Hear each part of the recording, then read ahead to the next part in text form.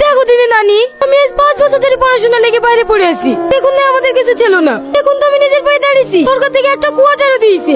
এত কিছু করার পরেও যদি মাকে আমার সাথে না রাখতে পারি, তাহলে আমি কি করে শান্তি পাবো বলো দিনি? তুমি একটু মাকে বুঝে বলো না নানি। আমি কেনে? কেউই ওকে বুঝে ওই গ্রামে পাঠাতে পারবে না। কেনে? কি এমন আছে ওই গ্রামে? এই গ্রামে তোর মার বিয়ে হয়েছিল, তুই যখন 6 মাসের ছেলে। এই লে তুই কাবিনের টাকা এক্ষুনি বেরিয়ে যা বাড়ি থেকে। এ বাড়িতে তো ছায়াও জন না পড়ে। মা, আপনি আপনার ছেলেকে একটু বোঝান না। আপনিও তো একজন মেয়ে।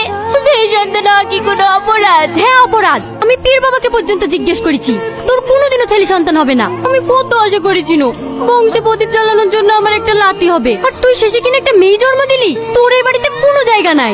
আমাকে দাড়ি দেন না মা। দরকার হলে আমি এই বাড়িতে কাজের মেয়ের মধ্যে থাকবো। দেখবেন এই মেয়েটা একদিন বংশের মুখ উজ্জ্বল করবে। একটা মেয়েতে করবে বংশের মুখ উজ্জ্বল, তো দুদিন বাদ দিয়ে বিয়ে করে পরের বাড়ি চলে যাবে। অত কথা বলার কি দরকার মা? লক্ষ্যতে বাড়ি থেকে বের করে দাও। ঠিক আছে, তোমাদের কার কষ্ট করতে হবে না, আমি চলে যাচ্ছি।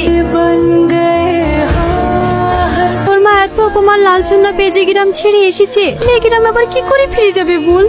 জীবনে এত কষ্ট সহ্য করেছে, আমাকে কোনোদিনও বুঝতে দেয়নি। তো তোকে তাই কে বুকে করে কাঁদতে কাঁদতে তোর মামার বাড়িতে উঠলো, তারাও জায়গা দিল না। তোর মা লোকের বাড়ি কাজ করে করে তোকে ডাক্তারি পড়িয়েছে।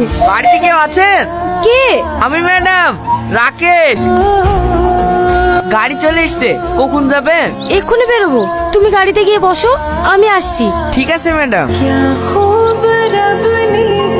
মা, আমাকে জোর করিস নি মধু, আমি যাব না, তুই যা।